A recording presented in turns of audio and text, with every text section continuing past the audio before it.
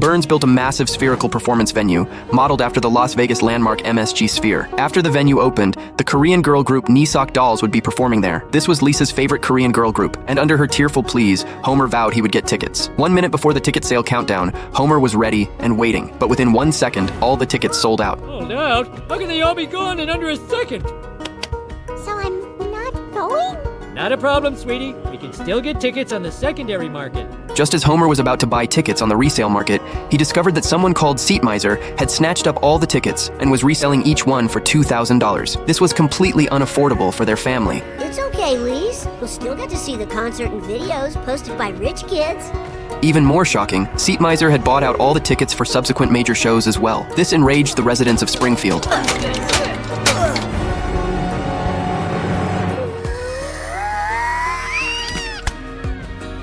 The mayor called an emergency meeting to rally everyone against the scalper. Professor Frink discovered that the Seat Miser account had been set up on a computer at the Springfield Library, which made residents start suspecting each other. At this point, the mayor brought in the FBI's top criminal profiler. The expert assured everyone she would bring this scalper to justice.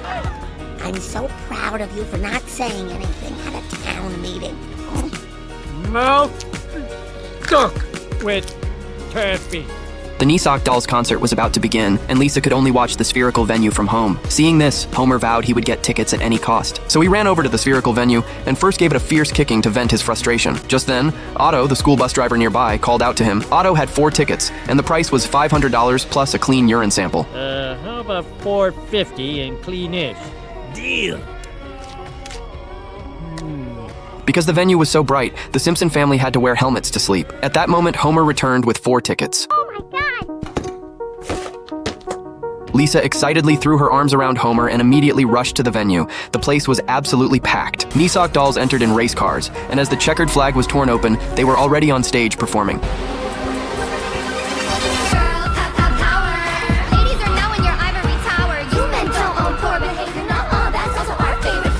Everyone else was immersed in Nisok Doll's performance, but Bart couldn't stand it after 30 seconds and decided to wander around. Bart noticed the venue had far more police presence than normal. After asking a staff member, Bart learned that the concert was actually a giant trap. The FBI profiler had predicted that Seat Miser would definitely show up at the performance, so she had set up an elaborate net in advance. At that moment, Bart's phone vibrated. He had just sold another 20 tickets. It turned out Bart was Seat Miser. Since police were guarding all the venue exits, Bart stole a staff member's ID badge so he could access the employee-only passages. While searching for the employee passage, Bart accidentally came upon the profiler and the police chief discussing the case. Well, my profiling tells me we're looking for a kid from Springfield Elementary. It turned out Bart had used the money from selling tickets to make the marching band spell out insults against the principal, and his next plan was to project this message onto the moon. How'd she know? I'm still waiting on quotes from 3 moon guys. Just then, the police chief came near Bart, so he quietly stole the chief's walkie-talkie. With the walkie-talkie, Bart could monitor police movements. The profiler had anticipated that Bart would escape backstage and had dispatched officers for a full search. Bart only narrowly escaped by pressing himself flat against a poster. At that moment, his phone showed another 100 tickets sold, but actually the profiler had bought them. She had locked onto Bart's phone location. The kid's backstage by the Nisok Dawning Station. As long as Seat Miser's got his phone on him, he's ours.